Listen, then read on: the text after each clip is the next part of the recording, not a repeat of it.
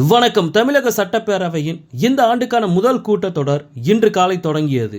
ஆளுநர் உரையுடன் இந்த கூட்டத்தொடர் தொடங்கும் என அறிவிக்கப்பட்டிருந்தது. அதைத் தொடர்ந்து ஆளுநர் ஆர்.என். ரவி இன்று சட்டசபைக்கு வந்திருந்தார். ஆனால் சட்டப்பேரவை தொடங்கியவுடன் தேசிய கீதம் இசைக்கப்படவில்லை என குற்றம் சாட்டி ஆளுநர் ஆர்.என். ரவி உடனடியாக அவையிலிருந்து வெளியேறினார். இந்த சம்பவம் இன்று தமிழ்நாடு முழுவதும் பெரும் பரபரப்பை ஏற்படுத்தியது. கடந்த ஆண்டை போலவே இந்த ஆண்டும் ஆளுநர் ஆர்.என். ரவி உரையை வாசிக்காமல் புறக்கணித்தது பெரும் அதிர்ச்சியை ஏற்படுத்தி உள்ளது. ஆளுநரின் செயல்பாட்டுக்கு திமுக மற்றும் அதன் கூட்டணி கட்சிகள் கடும் கண்டனம் தெரிவித்துள்ளன. தனது அரசியல் சட்ட கடமைகளை செய்யவே மனமில்லாதவர் ஆளுநர் பதவியில் ஏன் ஒட்டி கொண்டிருக்க வேண்டும் என முதலமைச்சர் மு.க. ஸ்டாலின் காட்டமாக தெரிவித்துள்ளார். இந்த நிலையில் ஆளுநரின் நடவடிக்கைகளுக்கு எதிராக ஆர்ப்பாட்டத்தை முன்னெடுத்துள்ளது திமுக அமைப்பு செயலாளர் ஆர்.எஸ். பாரதி வெளியிட்டுள்ள அறிவிப்பில் பாஜக ஆளும் மாநிலங்களில் அமைதியாக இருக்கும் ஆளுநர்கள் பாஜக அல்லாத மாநில அரசுகளில் தனி ராஜாங்கம் நடத்த முயற்சிக்கிறார்கள். ஆளுநர்களை வைத்து மாநில நிர்வாகத்தை முடக்குவதை ஒரு வாடிக்கையாகவே வைத்திருக்கிறது மோடி அரசு. அதன் வெளிப்பாடுதான் இன்றைக்கு தமிழ்நாடு சட்டமன்றத்தில் நடந்த நிகழ்வு.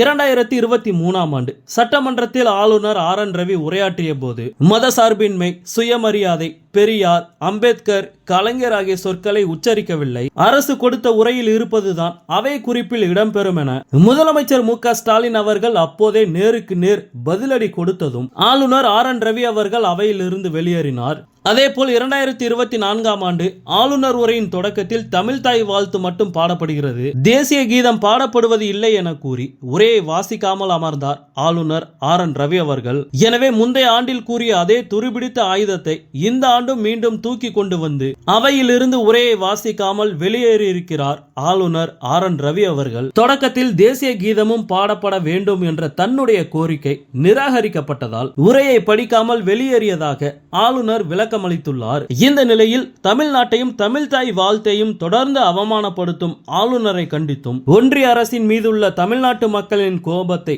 திசை மாற்றும் வித்தைகளை செய்யும் அதிமுக மற்றும் பாஜக கள்ள கூட்டணியை கண்டித்தும் திமுக சார்பில் நாளை காலை 10 மணி அளவில் மாவட்ட தலைநகரங்களில் கண்டன ஆர்ப்பாட்டம் நடைபெறும் என திமுக அறிவித்துள்ளது. ஆளுநர் ரவியே தமிழ்நாட்டை விட்டு வெளியேறு என நாடு தழுவிய போராட்டத்தை முன்னெடுப்போம். கள்ள கூட்டணி சேர்ந்து ஆளுநரை காப்பாற்றி தமிழ்நாட்டை சிறுமைப்படுத்த முயலும் அதிமுக மற்றும் பாஜகவை அம்பலப்படுத்துவோம். இது மாநில உரிமைக்கான போர், இதில் வெற்றி பெறுவோம் என காட்டமாக திமுக அறிக்கையில் அறிவிக்கப்பட்டுள்ளது.